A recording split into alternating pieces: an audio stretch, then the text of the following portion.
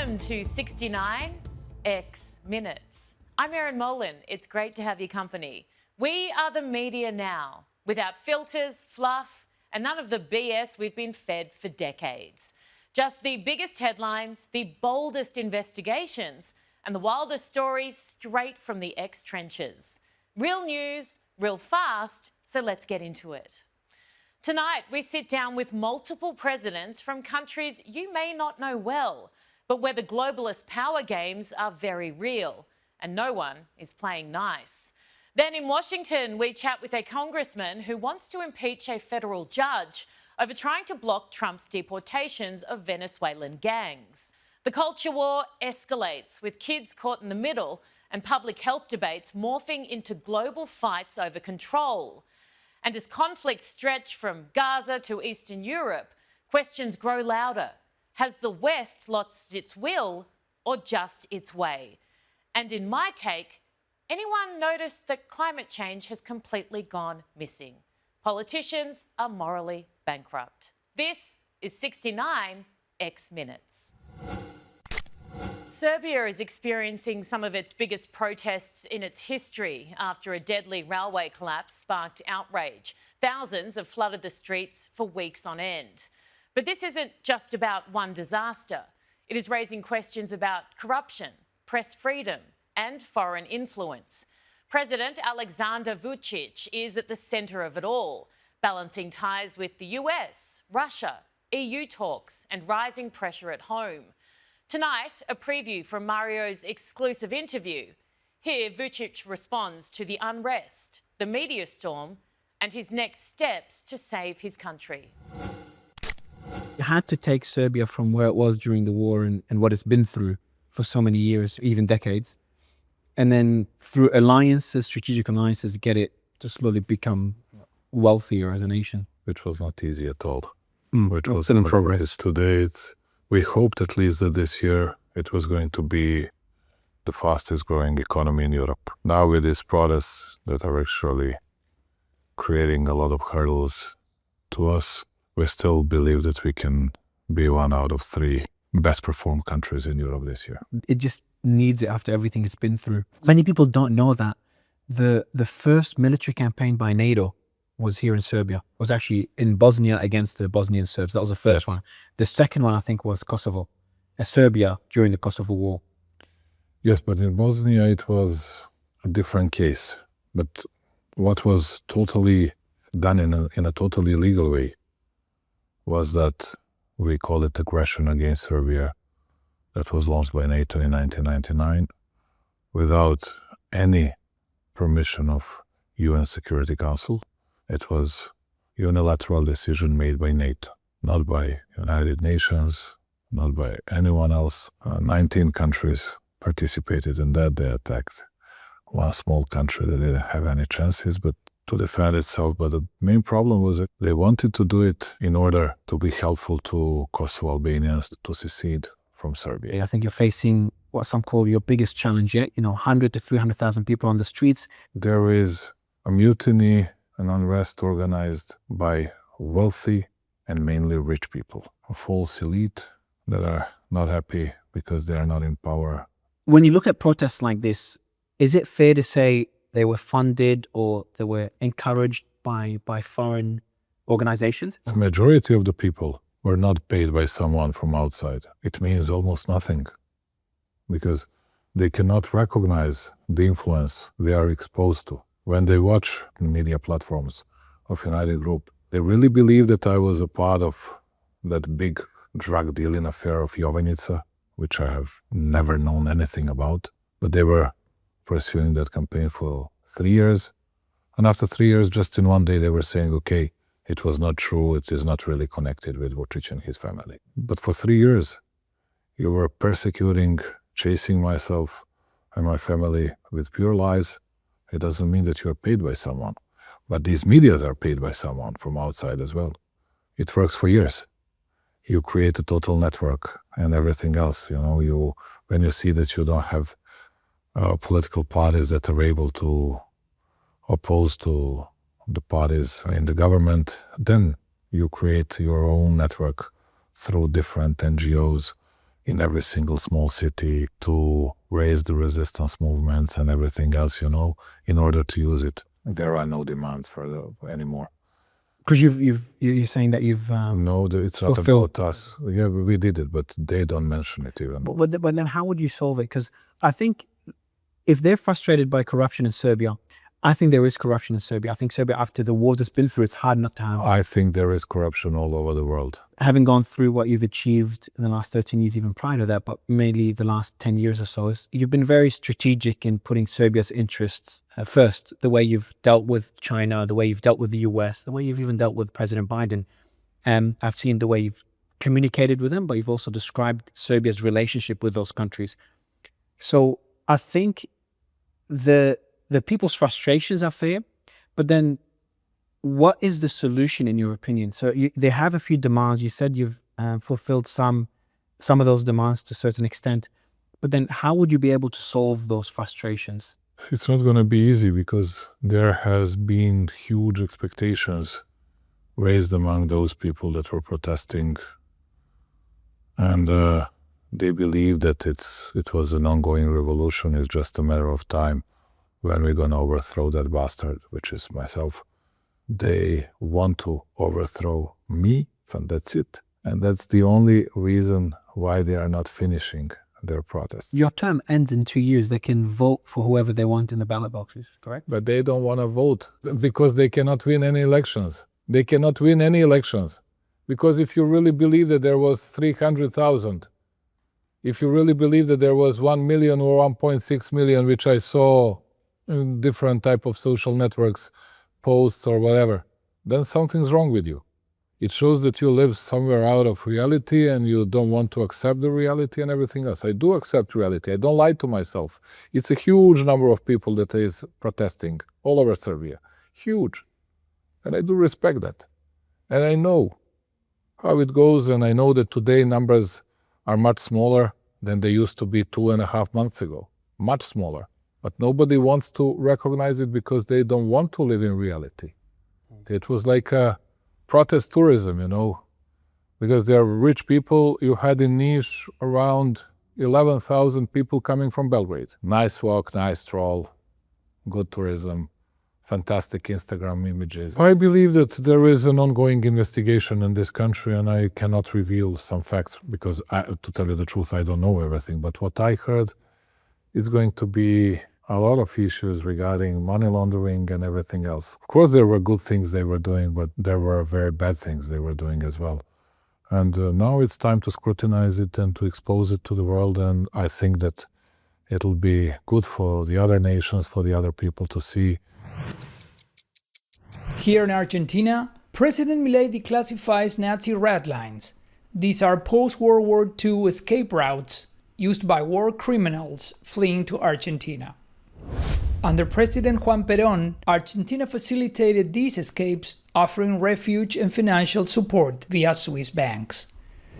U.S. Senator Charles Grassley, leading a Senate Judiciary Committee investigation, has probed Credit Suisse ties to Nazi-linked accounts. In February this year, Grassley requested Argentine President Javier Milei to declassify files on Nazi red lines. Milei immediately agreed, promising transparency into Argentina's role as a haven for hundreds of Nazis, including Adolf Eichmann and Joseph Mengele. The declassified archives, expected to detail banking transactions and logistics, aim to expose this dark chapter, ensuring accountability and historical clarity nearly 80 years later. This is Argentina's Milei News, and that's your 69 seconds for 69 minutes. Robbie Starbuck took a stand. He says DEI, gender ideology and censorship are all part of the same war on truth. As a Cuban American, he says his own kids benefit unfairly from DEI, and that's exactly why it has to go. Flagged during the 2020 election for posting facts, he's now calling for an Internet Bill of Rights. Is this about equality or control? Robbie shares why he's not backing down. My pitch to companies has been fairly simple. Look, you've been a prisoner to politics every 4 years. And as long as you accept that position of being a prisoner to politics every 4 years, you're going to continue to have this sort of push and pull between activist bases and consumers being angry at you for this, that, or the other reason. And maybe it does shift. Maybe I see us as ascendant, and I think we have a great opportunity as a political movement to have, serious control for a long time. But maybe we don't, right? Maybe I'm wrong. Maybe the left comes into power in 4 years.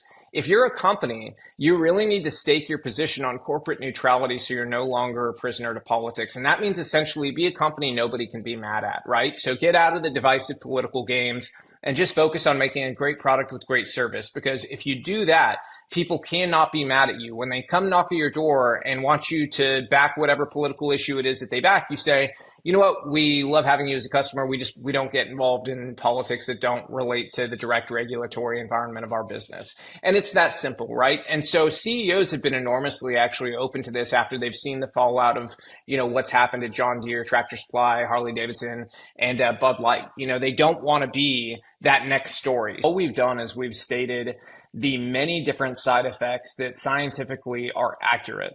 We've stated the inability of a young person to make that fully informed decision when their brain hasn't formed yet in very, very, very important ways.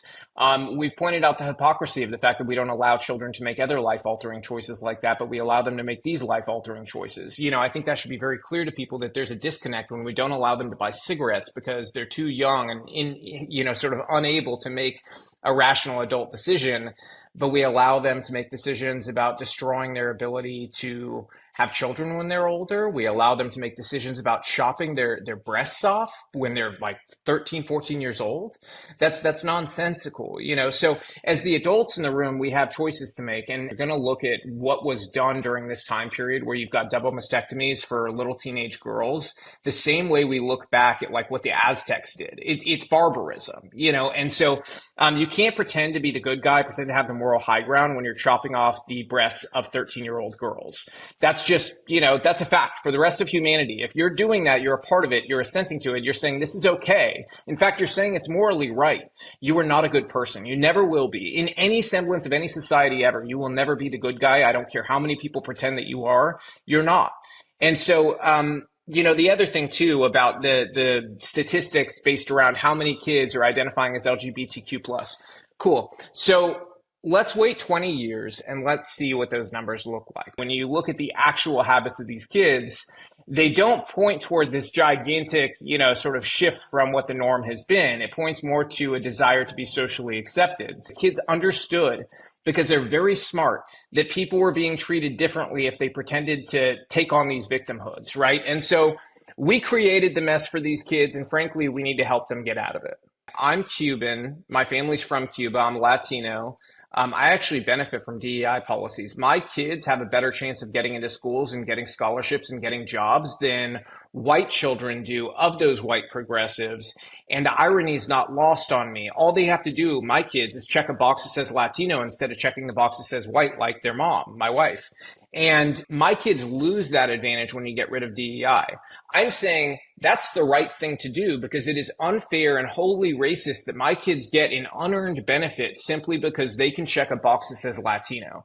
So if you're in that middle point and you're kind of non-political, always look at incentives and reality, okay? Is it sensical in any way that somebody who is Latino, whose family immigrated here, would be racist against Latinos because they want to get rid of it? It just doesn't make sense, right? Like the math doesn't add up. They just lost their top sales pitch, which is to call us all racist Nazis. And so I think that I encourage people to use common sense, be rational, don't think emotionally.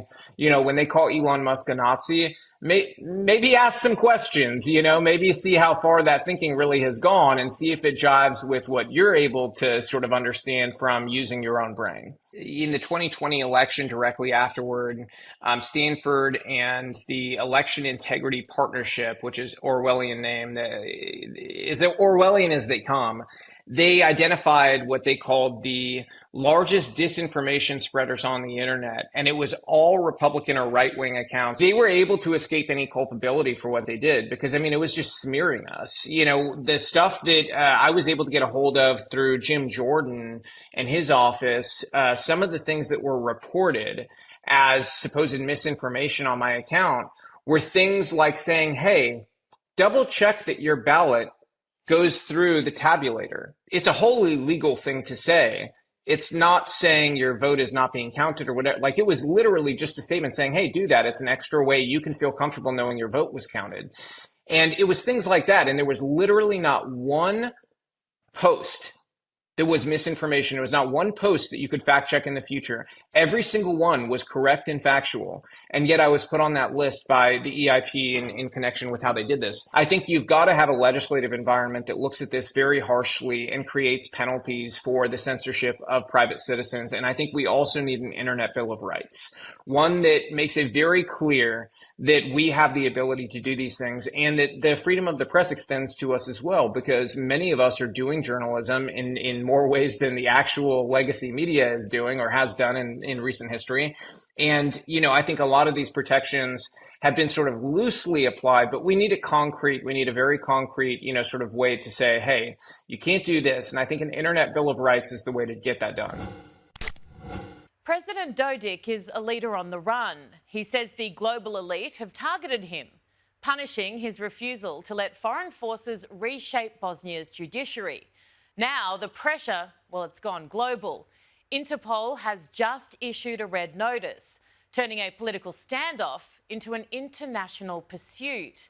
But with over 65% approval at home and a defiant message to his critics, he's not running. He is digging in.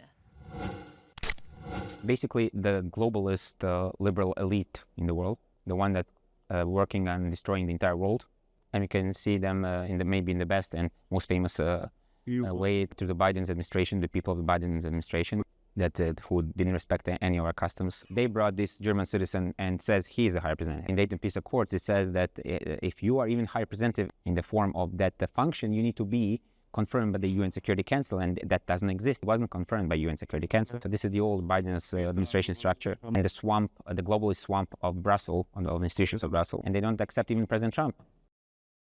And I can just say that basically those remnants of the ex-administration, those who were appointed by the ex-administration, they are leading those processes right now against me and in this case. What we have today and what's the scene here is that we have foreigners in our Supreme Court that can be appointed by itself.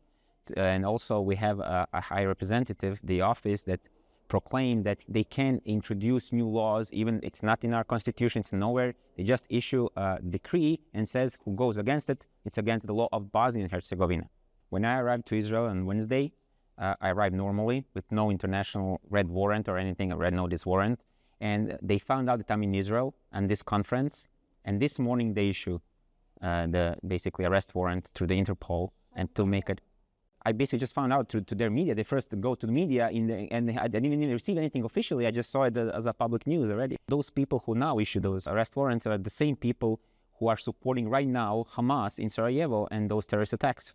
How that worked is basically they use from the beginning a step-by-step approach in which they introduce some new body that was almost like an NGO body, and then they start giving it more power. So now, 30 years later, where we are, these, especially the Office of the High Representative, they assume the control in the form that they can issue a directive, and then the judiciary system needs to obey that. So the thing is that they also decided to obey and use it because many of these prosecutors and judges are also composed of the Muslims. So they just, in my case, also started this procedure after the man who represents himself as a high representative issued that who doesn't obey his orders are committing a criminal offense in Bosnia and Herzegovina. So in the constitution, there is no such a thing as an office of high representative, but there is an office of the president of the Serbian Republic. So this non-existent office now issued an order for my persecution for the office that exists in the constitution, and also the Supreme Court of Bosnia and Herzegovina, it's not in the constitution. This is possible. How can that be that a foreigner can come to your country and just saying to the system of the judiciary, you need to obey my decisions without even any legal framework? Basically, they don't want to bring one specific person. They just want to, to bring people that can change quickly, and they don't have any power influence in the nation.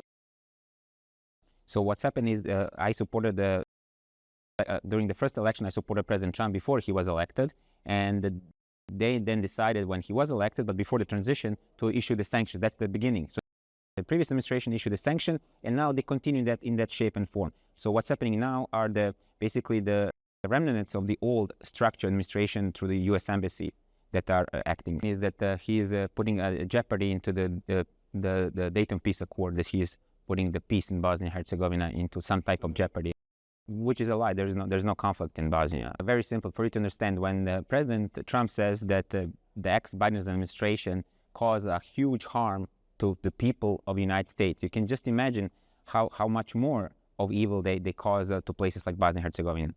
So we have many friends in Europe. Many political parties are supporting us. We are close friends. Alternative for Germany, Freedom Party from Netherlands, and especially the government of the Prime Minister Viktor Orban from Hungary. So we have friends, and they're supporting us and understanding us, but the problems are very difficult. So my main problem right now is that we have a German citizen who at this moment is trying to present himself as a high representative, but he wasn't confirmed. And another thing is that this man that claims that he is a legal high representative, who is now in Sarajevo, is receiving 26,000 euros per month of salary for his services, mostly financed from the funds of the US aid. So he basically, as we said before, he introduced this new law in which he says, who doesn't obey me, then he's a criminal. And then the Muslim courts and the judicial system take this as a legal framework and saying he's not representing, supporting the decisions of the high representative. So this is a criminal act. You cannot go against it. And there is no such a thing as not obeying the high representative in any of the Bosnian laws or constitution, only in his decree that he issued and send them to the prosecution and the judiciary system. I just said, but I cannot respect in that form and shape a man who doesn't have a mandate of UN to be a high representative. And that is my blame. That's all my blame. I won more than 10 election cycles in a row. I can tell you that I can win another 10 times. But now what they issued also, it's a permanent ban from being a candidate for the next elections because of that. They said, according to this verdict now, that I'm banned from the political office for the next 6 years, and probably going to just expand that through the judiciary system in the further. My problem is because I became a strong leader in my nation, and they don't like those people. That's why they done everything they could to make life miserable for President Trump before. And now they're just doing that to me and to all of these people. The last polls says that we're above 65% of the citizens.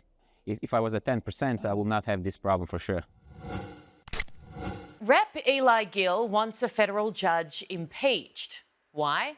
For blocking Trump's move to deport suspected gang members under a wartime law. Are judges now rewriting the law from the bench? And what happens when one branch overrules the other? Gill says it's not just about immigration, it's about power. His warning? Stop this now or risk a constitutional collapse. You filed articles of impeachment against Judge Boasberg. We've seen a lot of lawfare. Of course, we've talked a lot about lawfare over the last 4 years almost. Now it seems that lawfare has spread throughout the world. Here in the United States, we are now fighting back against lawfare, but yet we're not done with it. I was furious whenever I saw that, not only because it was a flagrant politicization of the courts and usurpation of judicial authority of the executive, but this is so egregious here. These are alien enemy terrorists who were brought into our country by Joe Biden, who are murdering and raping and pillaging American citizens, and who not only do some of the most heinous and grotesque crimes against our people, but take sadistic pleasure in torturing their victims. These are truly the worst of the worst that President Trump was getting the heck out of our communities. That's exactly what President Trump was elected to do. Remember, border security and mass deportations were, if anything, the singular issue of the 2024 election. And this judge has the audacity to step in and act as commander-in-chief himself, to go so far as demand that President Trump turn a plane around midair full of these terrorists and drop them off on American soil. Did that judge have any care about the American citizens who have been dying from these thugs? Did he know anything about the bilateral operations and negotiations between the United States and El Salvador that had been going on for weeks that facilitated this process? Did he know anything about the crews on the planes or the pilots, or what was going to happen once these terrorists got back to American soil. He didn't know any of that, and he doesn't have the power to know it. That is so far beyond his authority. That's for the commander-in-chief. And yet he still ordered it anyways. These are Democrats who are going out of their way to make our communities less safe and less secure and put some of the most evil people in the world right in our backyard. It's wrong, and that's why I was so enraged whenever I saw this decision. We almost immediately filed the impeachment articles because this is a rogue, activist, left-wing lunatic judge who unconstitutionally and unlawfully usurped the executive's plenary Article 2 constitutional authority to act as Commander-in-Chief of the United States. That means that he has the power, the non-justiciable power, meaning not subject to judicial review, to conduct our foreign policy and to repel an invasion. That's power that is also codified and explained in the Alien Enemies Act. And this judge abused his power, went far beyond his prerogative to weaponize the courts against this administration, to politicize the judiciary, and forced a constitutional crisis. That's wrong. But the core issue here is that this judge is specifically attacking President Trump, and he knows that what he's doing is lawless and unconstitutional, but these rogue judges don't care. They also know that even if this ruling gets overturned on appeal, that appellate process could take months or even years, burning valuable time off the clock of the Trump presidency. He knows that we're in the first 100 days. This is the most important time of President Trump's presidency, and that's why he knows if he can burn the clock out, he gets a win whether this gets overturned or not.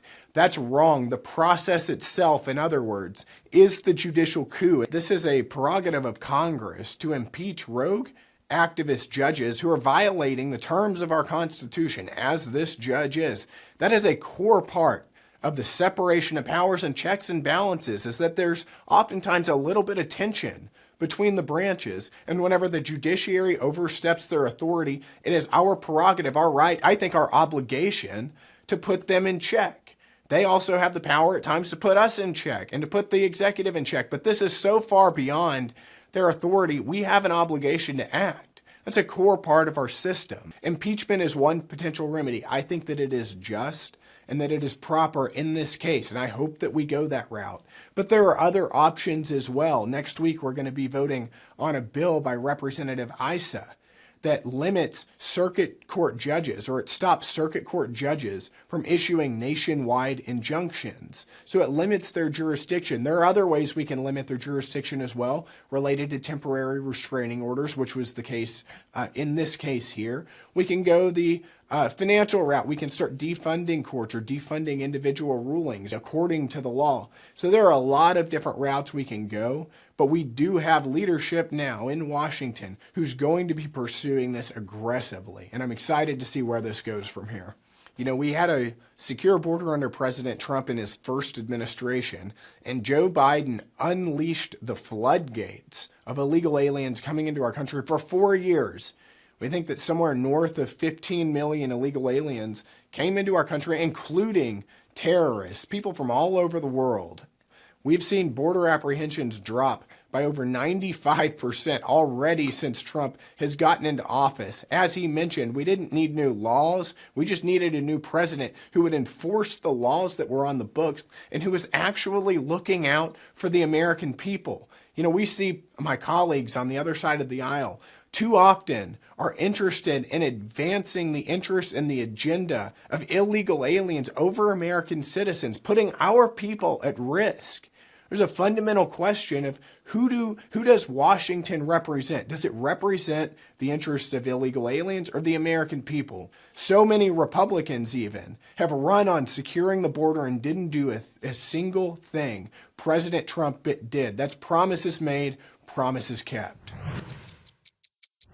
Hello and welcome back to your weekly crypto update on 69X. Kraken announced a massive deal to acquire NinjaTrader for $1.5 billion, aiming to upgrade its trading platform.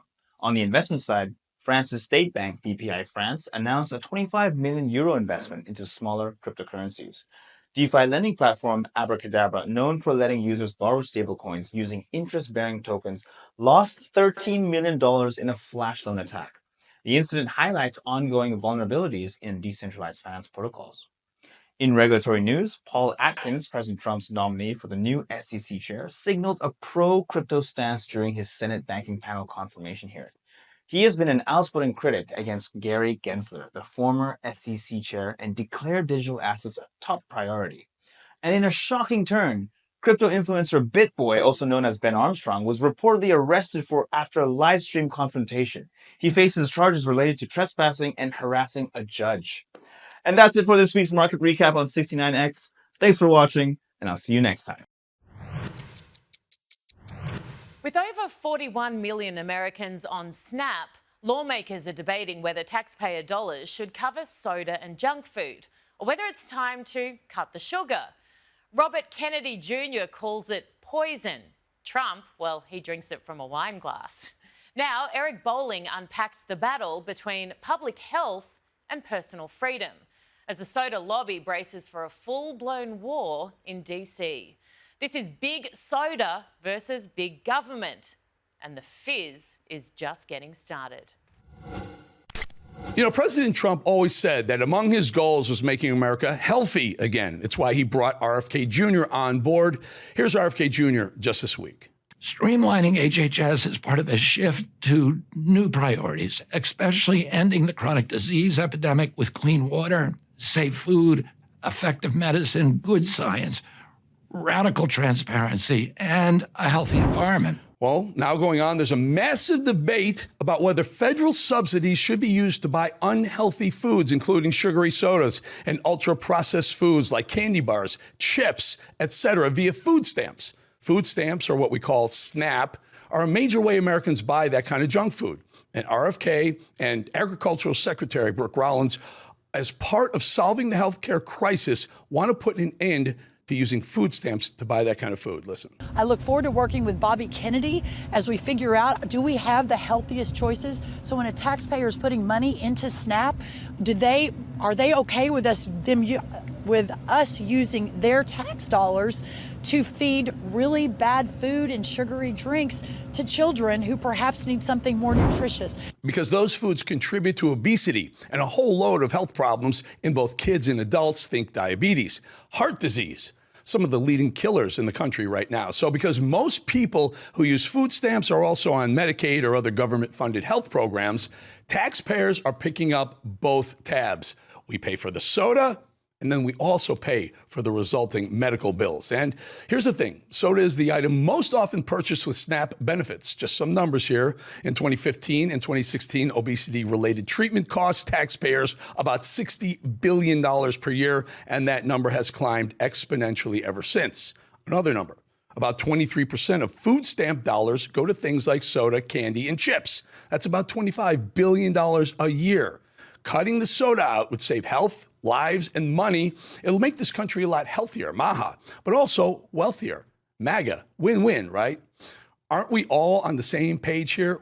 Maybe not so fast. We now know food companies will fight this and are fighting this. They're in the fight of their lives. These companies have made trillions off soda, literally. So why would these companies ever give up their cash cow? Well, they're not rolling over, and they're doing so with the help of, believe it or not, conservative influencers on social media. Big Soda wants billions of our tax dollars, and they're paying influencers to fight for them. What you're seeing on the screen are posts from conservative influencers, and what do we see? Government overreach and President Trump with a Diet Coke on his desk, bringing up how New York tried to curb soft drinks and failed. And what's this yet again? Government overreach. And President Trump holding what? A can of Diet Coke. And another one, President Trump with Diet Coke. Let the people decide for themselves, they say. The New York reference again. And yet again, government overstep, oddly similar messaging. So what's happening here? Scandalous, frankly disgusting. These are so-called MAGA influencers taking money from big soda giants, hurting Americans, and all in the name of making a buck. But they're also abusing very key and important conservative principles in the name of it. I take government reach very seriously. I'm a conservative. I'm a libertarian, staunchly against government overreach. The difference here is obvious.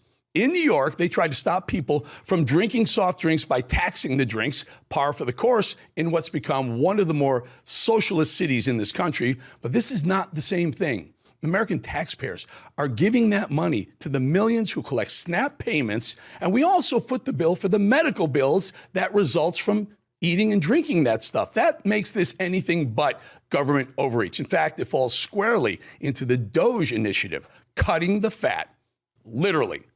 Spend your money as you see fit. The government should never be involved there. But my money, your money, our money, that's an entirely different story. They say RFK is dangerous to our health. Dangerous.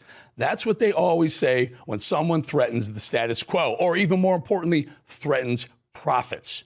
RFK Jr. is not a danger. The real danger is that power, money, greed, and control are more important than our health. They don't care if we're sick as long as they make their big bucks, big soda.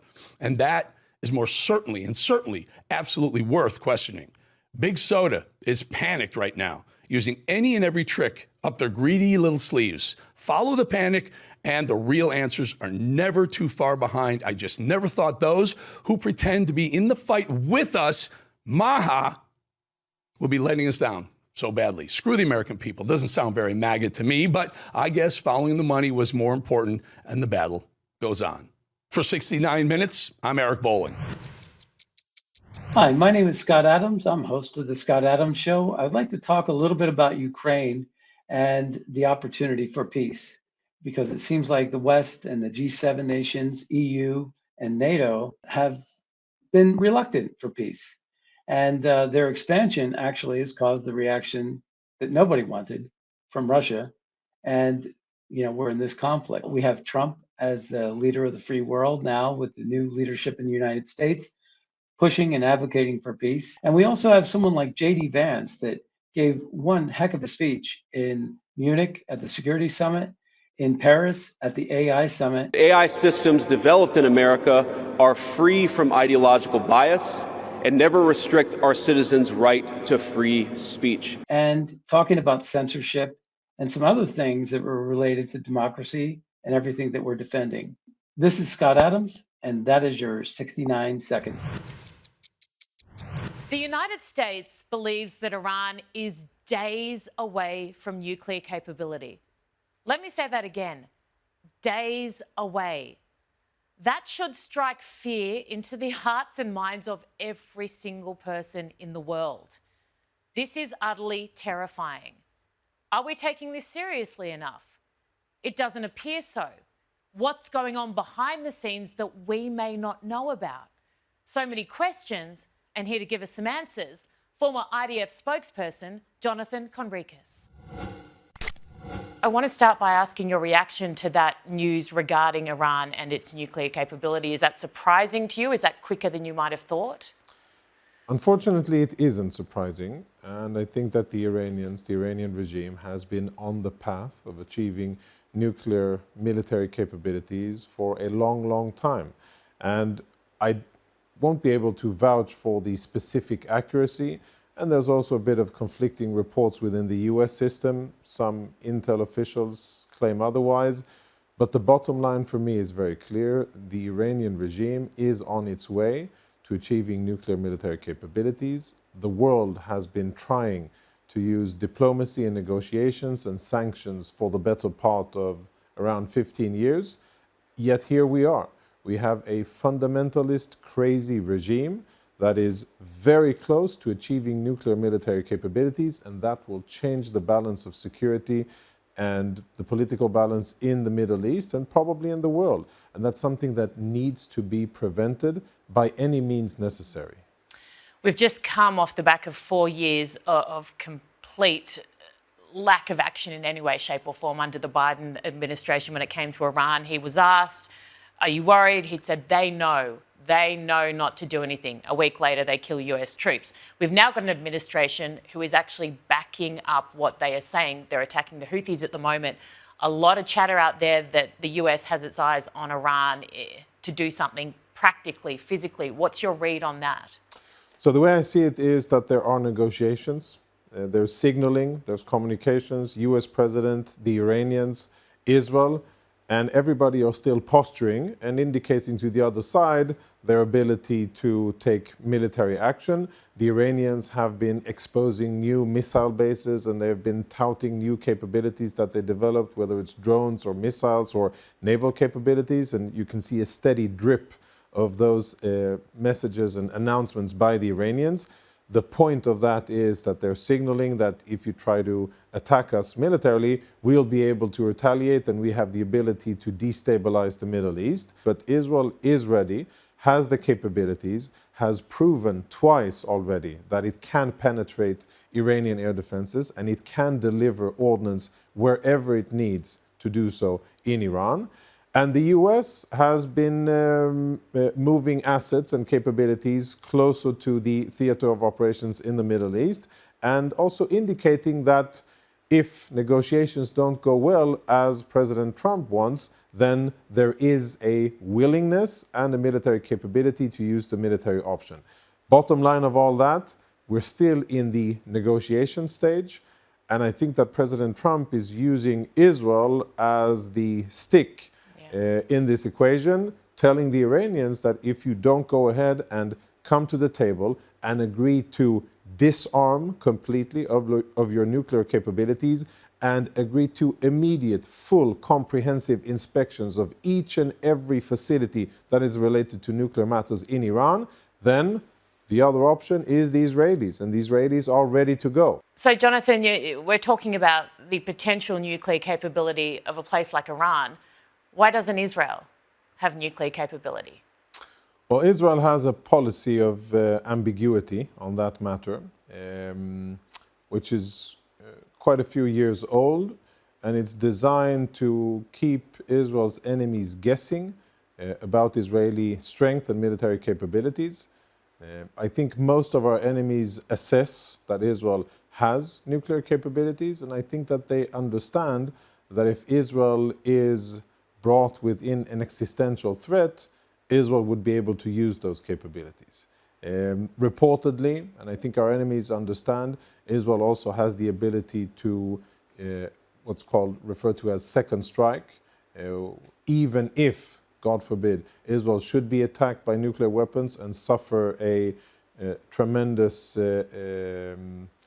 blow, then Israel still has the tools available to retaliate against whoever fired at Israel. Whether that's true or not, I can't say, but I can say that I believe that is what our enemies understand. And I think that what's important here is that we in the world, I think the global interest should be to prevent further the development of an additional arms race in the Middle East. The Saudis and the Egyptians and the Turks have already indicated that if Iran goes nuclear, they would desperately want military nuclear capabilities as well, because they understand that there's madmen with their finger on the bottom, and that they cannot tolerate that, and I can understand. And that's a very bad situation because the more countries that have these capabilities, the worse. As such, I think that is one of the main reasons why it should be prevented. And the best way of dealing with the problem is usually preventing it from becoming reality and not dealing with it once it becomes reality. So what you're saying, Jonathan, is that Israel does have nuclear capabilities? What I'm saying is that our enemies believe that Israel has nuclear capabilities. I think that's a good belief for them to have. And I think that Israel has proven over the years that it is absolutely has a no-nonsense policy when it comes to defending the state of Israel. Israel has a history of doing what is right and what is necessary for its security, and Israel will do whatever it takes to defend itself. Is the EU sleepwalking into disaster? Europe talks tough, but without the US, it's nowhere near ready for war. Colonel Richard Kemp says it'll take years, even with billions spent. Ukraine is holding the line with limited NATO help. China, well, that's rising fast. And the West, barely battle ready. Will America walk away from NATO or lead from the front with an America First doctrine? Tonight, Colonel Richard Kemp, combat veteran and global military strategist, joins us for an unfiltered look at what's coming. President Biden showed nothing but weakness during his term of office in the White House. And that, in my view, triggered and basically encouraged Putin to invade Ukraine. He could see that the Americans under Biden were weak. He knew that there wouldn't be any significant reaction, and there wasn't, from the United States and from the West, and it enabled him to go ahead with it. So that has brought us up to the situation today where we're in a different world. We're under in the Trump era. Trump quite rightly wants to end these conflicts. He wants to end, first of all, the conflict in Ukraine. The conflict either ends in a ceasefire or a frozen conflict. Either way, Russia's in control of a lot of Ukraine's territory, including some of its most important territory. And I think that was predictable. Irrespective of Trump's involvement in it, that was going to happen in that way because, again, going back to President Biden, he refused, as did the European countries, to give Ukraine enough support to enable them to win. They were given a lot of military support, but only enough to defend themselves, not enough to push the Russians back out of Ukrainian territory. But on top of that, there were massive restrictions placed on the Ukrainians as to how they could use this equipment. There's a reason why all this happened in this way, and that's because Biden and the European leaders were terrified of Russia. Putin threatened to escalate the conflict. He threatened to attack NATO countries. He threatened nuclear war, and they believed him. They were intimidated by him. They managed to deter themselves by Russia's words. And if that hadn't happened, if they'd have actually pushed much more of this stuff and released Ukraine from these terrible restrictions on it, then I think we could have seen a different perspective now. But we are where we are.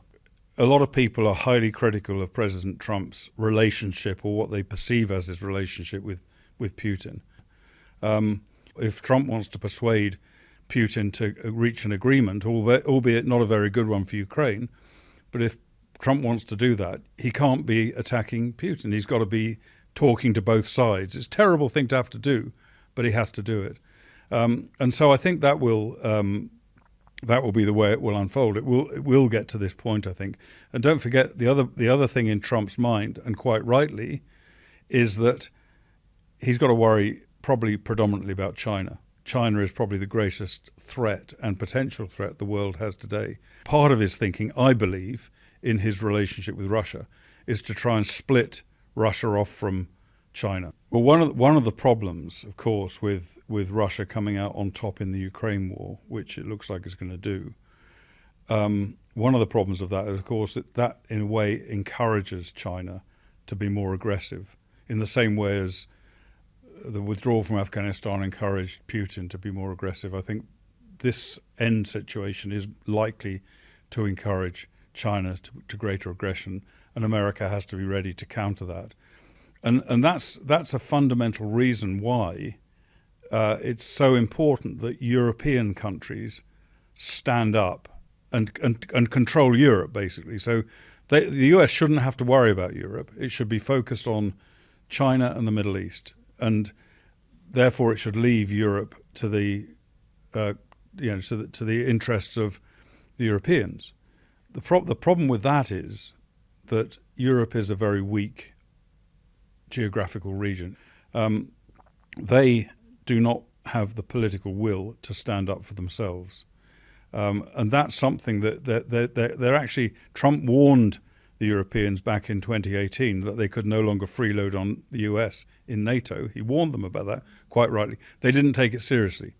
Now they are beginning maybe to take it seriously, but I still have my doubts as to whether that will translate into the willingness and the readiness to actually deploy military forces. I don't believe that Western European leaders have the political will to stand up to Russia. And I think the Vice President of the United States, in a speech in Munich a few weeks back, made the point very clearly. He said the European leaders know what they're afraid of, or they know what they need to fight against, but they don't know what they're fighting for. It's now all about some conglomerate called the EU. Who's going to fight for the EU?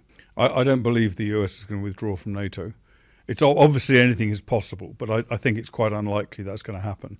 But that aside, the other NATO countries are far from ready to contend with the situation as described. It's very easy to build a capable and strong armed forces. It's much more difficult, as I mentioned, it's much more difficult to muster the political courage to use that. And it's also very difficult to persuade and convince young people who make up the backbone of any armed forces that they should be willing to fight. President after president after president was haranguing Europe to put more into its own defense, and it never happened. So I do think that whether you like Trump's methods or not, or his rhetoric or anything else, I do think that it appears to be being effective. But I go back to what I said before, which is I still don't believe that he is going to pull out of NATO and leave Europe exposed. I don't think that's going to happen. Hi, I'm Buzz, decentralized finance and AI founder. AI is hitting warp speed this week, and features are being shipped at a faster and faster pace. The advantage of xAI's Grok has really always been its distribution through X, and this week they doubled down on distribution to another billion users. Both Elon and Pavel Durov confirmed that Grok's integration on Telegram is now live, and xAI didn't just stop there. Grok upgraded its image generation, and its outputs are trending on X, with creators being completely shocked with its improvement. Google's Gemini had a hot week as well, launching its Gemini 2.5 model, and the model's scoring higher on advanced reasoning than any other model in the market right now, including DeepSeek. But in my opinion, OpenAI's ChatGPT really stole the show. They released a new image generation feature powered by GPT-4o, and they expect to triple revenue this year to over $12 billion. These growing revenue numbers are clearly fueling the anticipated $40 billion SoftBank-led funding round into OpenAI. There's an AI gold rush going on, and my advice is to start using these tools now for your daily workflow or get left behind. This is Buzz, and this is your 69 seconds within 69 minutes. Joe Lindsley has tracked the Devon saga right from the start. Hunter Biden's former Burisma partner was convicted of fraud, then pardoned by Trump, who says he was screwed by the Bidens.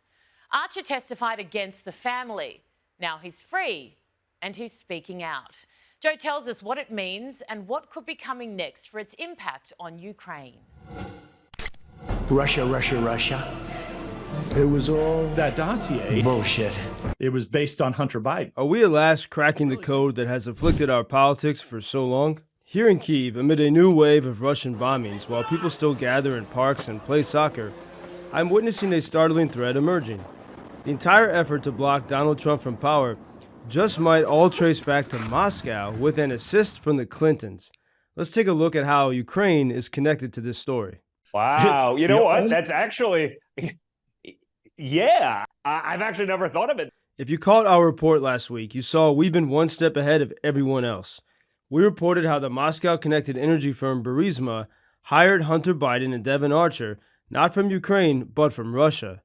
And now, amid real explosions here in Ukraine, there were two explosive developments in Washington, D.C. on March 25th. First, President Trump pardoned Devon Archer, Hunter Biden's former business partner.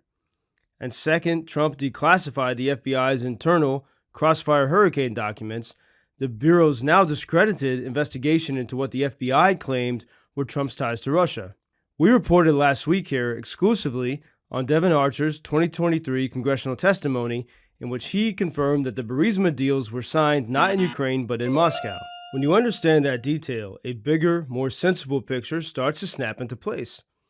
But as we can see in this conversation between former Congressman Devin Nunes and Donald Trump Jr., a lot of people still miss this key piece of information that could help us solve the entire Russia mystery. Remember the first people to accuse Joe Biden of having nefarious involvement in Ukraine? It was actually leaks from the Clinton campaign when they were trying to keep Biden out of the race for president. So it's almost like they took all these ideas off the shelf. Hey, they replaced the name here. You know, we're just going to cross out this name and we'll put a Trump personality in there. Honestly, I'm actually shocked I haven't put that together, but you're right. I mean, this was during the time of the Hunter Biden no-show jobs. Like, what was Hunter doing to earn like almost $100,000 a month in Ukraine at an energy company? no energy history, no business history, doesn't speak the language, like doesn't have to show up. Like, I don't know, guys, like, you know. So once again, Ukraine is the punching bag. But as Devon Archer testified, he met Burisma's CEO not in Ukraine, but in Moscow in 2014. That Burisma CEO, Mykola Zlochevsky, was part of the pro-Kremlin Yanukovych regime that Ukrainians ousted in 2014. Zlochevsky is a deep state energy oligarch who fled to Moscow and then from Moscow tried to claw back power over Ukraine, in part by hiring the son of Joe Biden. According to former Congressman Nunes, Hillary Clinton, trying to knock Joe Biden out of the 2016 race, used an early version of the now discredited Steele dossier in order to target the Biden's Burisma ties. But that dossier, among other things, falsely claimed that Burisma was Ukrainian. Either Hillary's team were sloppy, or they got played by Russia, or worse, they were in on it.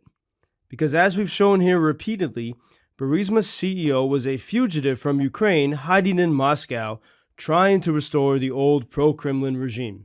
Everything the Democrats do. I mean, that's the, you know, Saul Alinsky rules for radicals. Like, accuse them of doing the things that you're actually doing. When Joe Biden dropped out in 2016 and Trump and Hillary became the main rivals, the Clinton team seemingly recycled the Steele dossier, swapping Biden's name for Trump's. We're just going to cross out this name and we'll put a Trump personality in there. Just mix and match, mix and match. Honestly, I'm actually shocked I haven't put that together, but you're right. So why does this matter here in Ukraine? Well, the American frustration over deep state corruption gets wrongly pinned on the Ukrainians. The Ukrainians have been caught in the crossfire, so to speak, and the real stories, the actual reality here, gets ignored. 3 years in, Ukraine has Europe's most powerful and innovative army, an army that actually can teach a lot to the United States. And at sea, Ukrainian Marine drones have revolutionized warfare, forcing Putin's fleet to retreat from Crimea and much of the Black Sea. Ukraine pulled this off without a navy, and that victory is now being buried under Moscow's calls for a Black Sea ceasefire, when there really is no fire to cease in the Black Sea because of Ukraine's success there. Moscow wants to return to the 2022 UN brokered deal. But here's what no one in Washington seems to notice. By fighting back, Ukraine is now exporting more grain than it did when it had that so-called negotiated deal with the United Nations. As long as America wrongly associates Ukraine with Biden corruption, Americans won't see these strengths and realities from Ukraine. And here in Kyiv, I can tell you that Ukraine's government does not understand the MAGA world, just as MAGA sees Ukraine as hopeless because Joe Biden made it look that way. So we come back to the pardoned men, Hunter Biden and Devon Archer. What do they know? What can they tell us? The Clintons used Fusion GPS to dig into Hunter Biden's ties to Moscow. He'd been making money from Russian contacts since at least 2012. And here's another kicker. Joe Biden's pardon of Hunter only covers activity back to 2014, the year of the Burisma deal in Moscow. But the Moscow money to Hunter began 2 years earlier, with payments from the wife of Moscow's mayor. That's not covered by the presidential pardon. Will Kash Patel investigate? This is Joe Lindsley reporting, as I have every day since 2022 from Ukraine.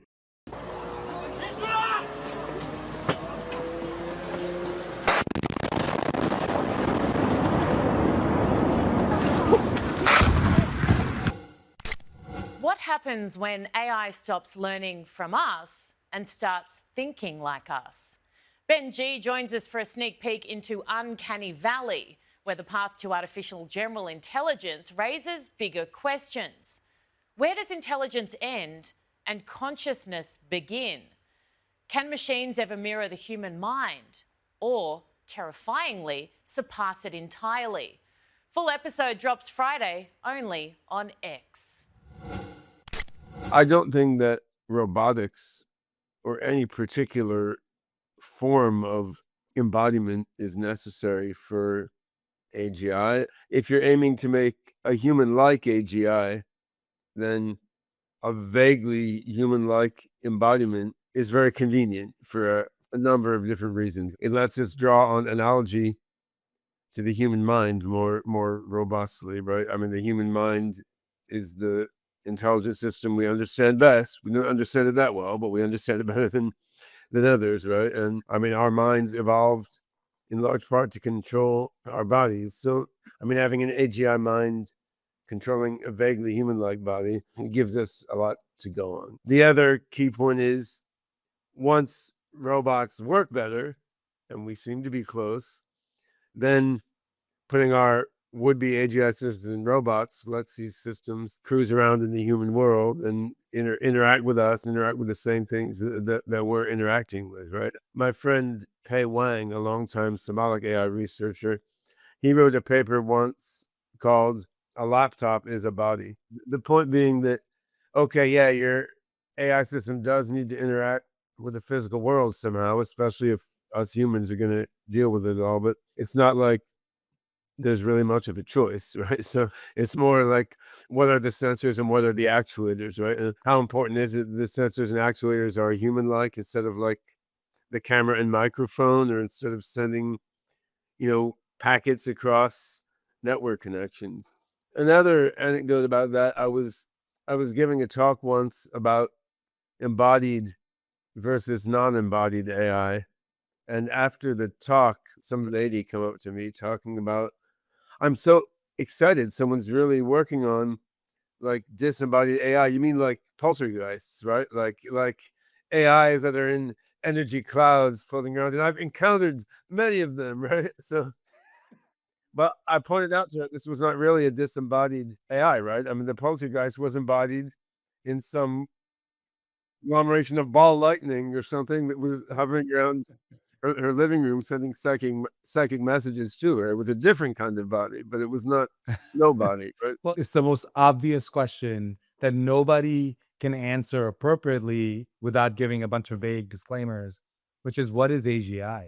Like, how are we all going to come to the same definition of AGI? I think it doesn't need to have a same definition. I think that's just a little silly. I mean, that's like, you can criticize biologists for not having a precise definition of what is life, right? And okay, we don't, but it's not holding back biology research terribly much. The virus may be halfway between life and not alive, and some synthetic organism may have some characteristics of life and not others. And is a digital life form really alive? I mean, these are sort of interesting to discuss. It's not holding back progress. And I mean, in art, you don't have a rigorous definition of what's beautiful or aesthetic art or what isn't. You can still make a painting or compose a piece of music. So it's not that exploring these definitional issues is a dead end or is pointless, but they don't need to be really precisely resolved any more than you need to define like what is love to fall in love with someone. The most important question is, will we be able to get to AGI in our lifetimes? I think we're a few years away. I think we're very close. So yeah, in the next couple of years, we'll see logic systems, we'll see evolutionary learning, we'll see algorithmic chemistry, for that matter. We'll see a bunch of other historical AI paradigms start to strut their stuff in an unprecedented way, because of the same reasons, more compute and more data, right? I would say, as well as conservatism about going into new paradigms rather than recycling what's sort of working, from a business standpoint, big tech companies have a large negative incentive to pursue this. There's already very little moat for them, right? But at least there's the moat of needing shitloads of money, right? So if you go to alternate paradigms that don't even need all these server farms and data, then what moat do they have at all? The narrow focusing on this one little class of architectures and algorithms, it's as much about business as it is about science. And that's it's inevitable that was going to become the way once AI became big time. I think within the next, let's say, 1 to 3 years, either my own team or some other crazy team is going to make a big breakthrough. Once that happens, everyone will jump on top of it very quickly. I mean, it happens. Everything I'm doing is open source and published. But even if it's not, like, staff will be rated, things will be leaked, right? And I think that will get us to AGI by Ray Kurzweil's projected timeline of 2029. And this will be quite amazing from a science and engineering view. I'm optimistic it will lead to a beneficial outcome. I'm worried about how human society deals with the transition period, like between getting to a human level AGI and getting to a putative beneficial superintelligence that will provide all the goodies we want and not try to boss us around too much. Like the transitional period in there seems quite troublesome, particularly in the developing world. Now it's time for my take. Can someone please explain to me where the climate change warriors have gone? In just a few years, the panic has almost completely subsided. We've gone from mass rallies and thunderous outrage to, well, barely a peep. Governments building campaigns solely around it, businesses clamouring to get on board, and individuals grandstanding and big-noting that they were leading the charge. In Europe, the progressive elites made it their catch cry, but even the most staunch of advocates has been, well, quiet of late. Even Greta Thunberg has shifted to wearing a keffiyeh and screaming to stop arms sales to Israel. It's almost as if it was more for political purposes or agenda-driven than out of a deep, genuine care for the environment, though I'm not saying that for certain. Take the Democratic Convention 4 years ago, for example, where global warming and climate change was practically the entire theme, referenced on stage and in the media en masse. But last year, at the very same event, crickets. So what explains the silence? I thought the world was ending. Is it A, no longer a threat, and, well, that's amazing. B, maybe it never really was as big a threat as they made out. Or C, could be A or B, but they don't really care because they sensed a shift in the public's appetite for it, therefore they've moved on. Either way, it exposes how morally bankrupt and shallow most who seek public office are and fill it, and of course those pulling the strings in the background. These same simpletons who were chaining themselves to trees for the cause 4 years ago are now burning Teslas. Electric cars, go figure. In the 2019 European elections, there was a green wave. Environmental parties making gains. Now, they're in decline. The most stark example of that, of course, Germany.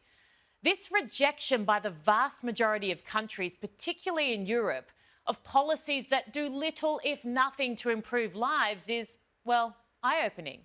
And to be honest, it's reassuring. Show me one example of any country that has shunned the kind of values Western civilization was founded upon, like personal freedoms and protected borders, and thrived. They don't exist. And momentum is only growing off the back of the MAGA movement.